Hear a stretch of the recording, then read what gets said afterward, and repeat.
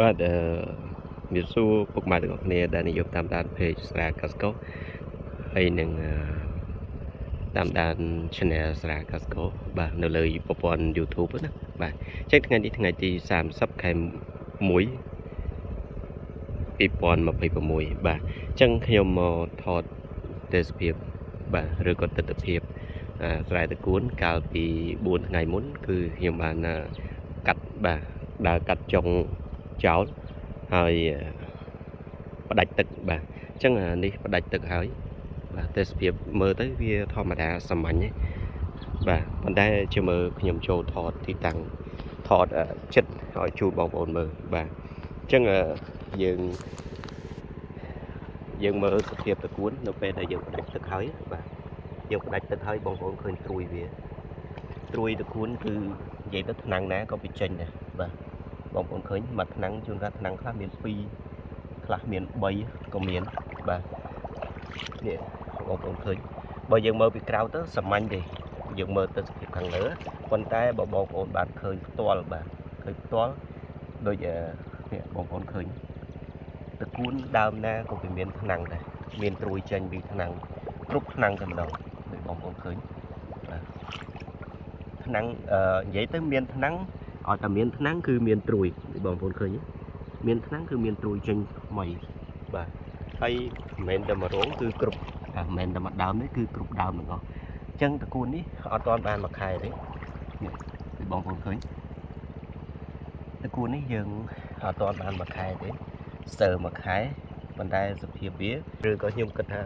មួយខែ10ថ្ងៃយ៉ាងយូរយើងអាចកាត់ពេញទំហឹងបានហើយបាទអញ្ចឹងសភាពវាជាក់ស្ដែងណាហើយបងប្អូនមើលដើមបាទតកួនតែកាលណាវាចេញត្រួយច្រើនបែបនេះបាទនេះឃើញមួយថ្នាំង1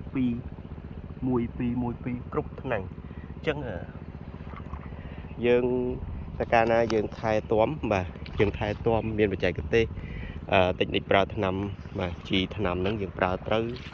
យើងកុំចេះជឿតាមគេយើងពិសោធន៍ខ្លួនឯងដូចខ្ញុំដាំខ្ញុំពិសោធន៍វា6 7ឆ្នាំបាទចូល7ឆ្នាំហើយជីទឹកដែលខ្ញុំធ្វើសម្រាប់តកួនហ្នឹងគឺវាបានផលដូចបងប្អូនឃើញជាក់ស្ដែងអញ្ចឹងបងប្អូន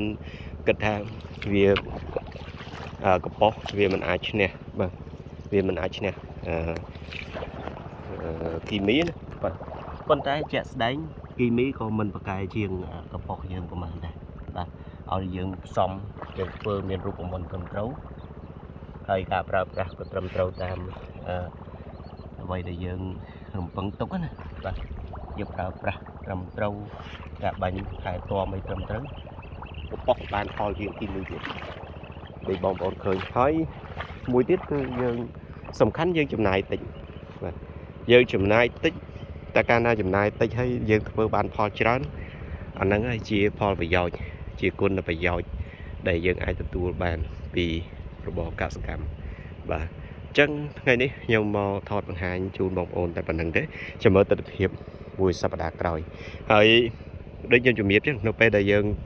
បន្ទាប់ពីយើងដាំបាន15ថ្ងៃហ្នឹងអាតកួនលូតកាលពី4ថ្ងៃ5ថ្ងៃមុនហ្នឹងខ្ញុំដើរកាត់ហើយយើងផ្ដាច់ទឹកបាទយើងផ្ដាច់ទឹកចោលឲ្យគោកមិនគោកពេកទេគឺនៅទឹកឆិចៗណាបាទដើម្បី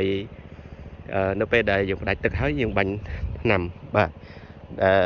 បងប្អូនយកជីទឹកខាងខ្ញុំទៅគឺយើងបាញ់វាទី1គុណប្រយោជន៍ឲ្យវាចេញត្រួយទី2ឲ្យវាចេញរឹស